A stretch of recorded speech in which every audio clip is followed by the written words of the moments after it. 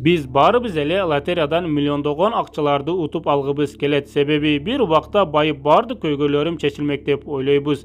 Бирок кыргыздарда акча тапканча эсеп тап деген сөз бар. Миллиондогон акчаң болсо да туура пайдаланууну билбесең, эсепсиз коротой берсең, мунун аягы жакшылык менен аяктабайт.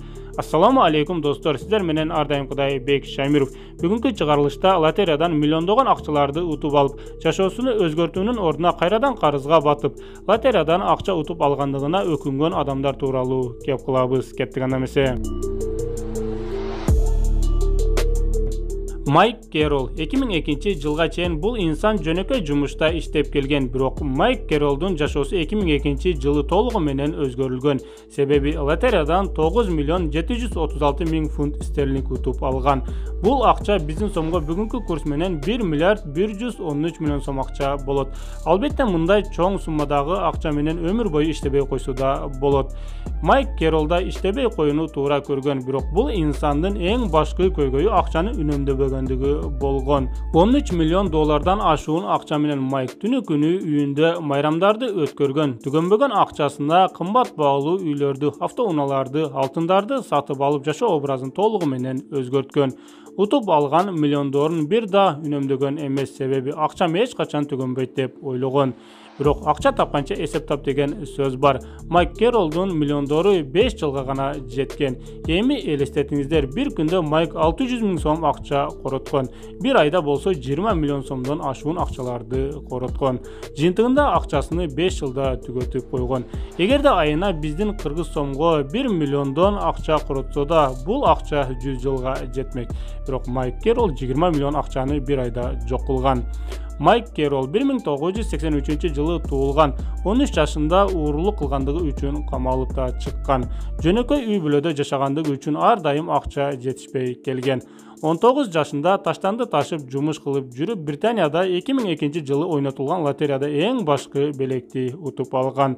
Албетте бул акчалар жөн эле жок болуп кетүүсүнөн корккон Майк 1 миллион фунт стерлингти инвестиция кылып өзүнүн сүйүктүү футбол командасына жумшаган. Жана мындан сырткары 4 миллион фунтту банктарга проценттерге салып ай сайын айлык катары акча алып туруу үчүн короткон. Өзүнүн жакындарына да миллиондогон акчаларды берип салган. Бирок бир жылдан кийин эле 2003 жылы Майк Керол өзүнүн хан сыяктуу жашоосуна акча жетпей жаткандыгын сезип, банкка салган акчаларынын баарын кайтарып алып корото баштаган.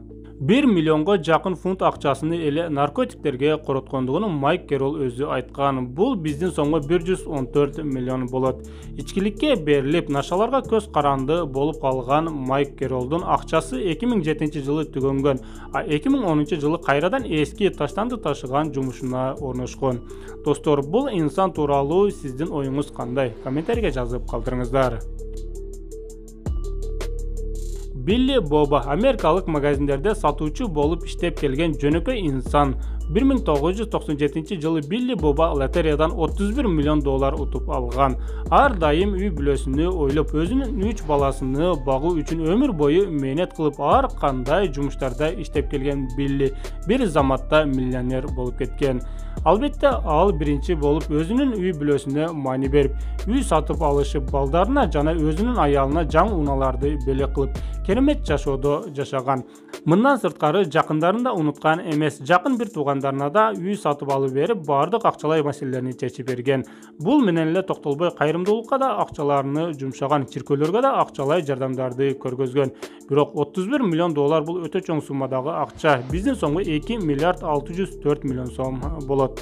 Бирок акча бар жерде сөзсүз чыр жаңжалдар, түшүнбөстөр болгондуктан Билли Бобадан баары акчалай жардамдарды күтө баштаган. Акчаны үнөмдөөнү каалаган Биллиден достору, туугандары, тааныбаган эле адамдарда жардам берүүсүнү күткөн. Айланасындагы адамдардын мамилелери өзгөргөндүгүнө таң калган Билли акчасынын эсебини жоготуп бара жаткандыгын байкап, өзүнү колго алып, акчасын үнөмдөөгө киришкен. Бирок Билли Бобанын үйүндө акчанын айынан тынч жашоо болбой, көптөгөн жылдан бери жашаган аялы да таштап кеткен. Бул окуянын аягы 31 миллион доллар акча утуп алган Билли Боба 2 жылдан кийин өз жанын кыйган. Дагы бир бактылуулук акчада эмес экендигини түшүнгөн инсан бул Уильям Пост. Бул инсан 1988 жылы лотериядан 16 миллион 200 миң доллар акча утуп алган. Бирок мындай чоң акчаны утуп колуна кармагандан соң бактылуулук акчада эмес экендигини түшүнө баштаган. Себеби утукка чейин бактылуу болуп жашап келген аялы ажырашып сот аркылуу лотериядан уткан акчанын жарымын өзүнө алууга аракет кылган. Жана өзүнүн бир тууган иниси аны өлтүрүп, мурасты өзүнө калтырууга аракет жасаган, бирок Уильям тирүү калган. Уильям Пост 1939 жылы АКШнын Пенсильвания штатында туулган. Апасы 8 жашында каза болгондо атасы өз баласыны ойлонбой туруп балдар үйүнө берип салган. Жесир калган Уильям лотериядан чоң суммадагы акчаны утуп алганга чейин ар кандай жумуштарда иштеп жана 6 жолу үйлөнгөн. 6-чы аялы менен жашап жатканда чоң суммадагы лотерияны утуп алган. Албетте бир жагынан Уильям акчага көп кеткен десек да жаңылышпайбыз. Бирок айланасындагы адамдар баары жардам сурап акча берүүсүнү талап кылгандыгын да айтпай коюуга болбойт. Бул инсандын акчасын баары талашкан. Бир тууган иниси өлтүрүүгө аракет жасаса, аялы болсо сот аркылуу лотериядан утуп алган акчанын жарымын өткөрүүнү каалаган. Кийинчерээк сот Уильямды өз аялына утуктун 3/1 бөлүгүнү кайтарып бересиң деп чечим чыгарган. Ал убакка чейин бул инсан баардык акчасын иштетип кайрадан карызга кирип кеткен болчу. Уильям Пост 2006 жылы каза болгон. Каза болоордо анын $1 миллион карызы бар болгон жана айына $450 болгон стипендияга жашап, талон менен тамактанып калган. Башкача айтканда карызга батып акчасыз калган. Баарыбыз эле лотериядан чоң суммадагы акчаны утуп алуу мүмкүнчүлүгү өмүрүңдө бир жолу келүүсү мүмкүн дейбиз. Ооба, жогорудагы адамдардын баары акчасыны коротуп бүткөндөн соң өздөрүнүн катасыны түшүнүп, эгерде дагы бир жолу утуп алганымда туура пайдаланат элем деп өкүнүшкөн. Бирок Мари Адамс аттуу аял 1985 жана 1986 жылдары 2 жолу катарынан лотериядан чоң суммадагы акчаларды утуп алган. Жалпы сумма $5 миллион $400,000 болгон. Бирок эң өкүнүчтүүсү, достор, бул аялдын кумар оюндарын ойногондугу. Себеби Мари Адамс лотериядан утуп алган акчасыны кумар оюндарга уткуруп салган. Жыйынтыгы 2010 жылы баардык акчаларын казинолорго уткуруп жиберип, өзү акчасыз калган. Джанет Ли, Түштүк Кореянын жараны, 1993 жылы Миссури лотериясында $18 миллион акча утуп алган. Биздин сомго $1 миллиард $512 миллион болот. Джанет Ли башкалар сыяктуу ичкиликке же кымбат баалуу буюмдарга акчасыны короткон эмес. Анын ордуна бул аял кайрымдуулук фондторго, политикалык партияларга акчасыны коротуп аларга жардам берген.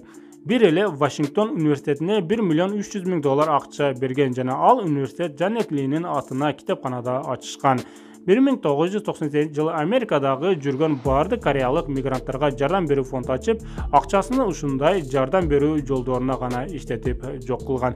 Жыйынтыгы 2000 жылы $18 миллион акчасы бар Джанет Линин карызы $200,000 ашуун болгон. А 2001 жылы болсо бул аял өзүнү банкрот деп жарыялаган.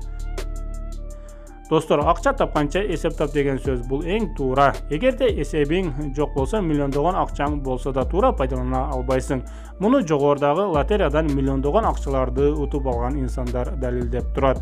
Бирок дүйнөдө лотериядан өтө чоң суммадагы акча утуп алып, аны туура пайдаланып, бутуна туруп, кайрадан андан да көп акча таап, байып кеткен адамдар да бар. Эгерде лотериядан акча утуп алып, аны туура пайдаланган адамдардын окуясын айтып видео чыгарышыбызды кааласаңыздар, анда бул видеого 4000 мага жакты белгисини топтоңуздар. Андыктан классты аябай кое бериңиздер. Ушул сыяктуу видеолорду калтырбай көрүү үчүн Кыргызтоп каналына катталып кетүүнү да унутпаңыздар. Сиздер менен ар дайымкыдай Бек Шамиров болду. Кийинки видеолордон көрүшкөнгө чейин аман туруңуздар.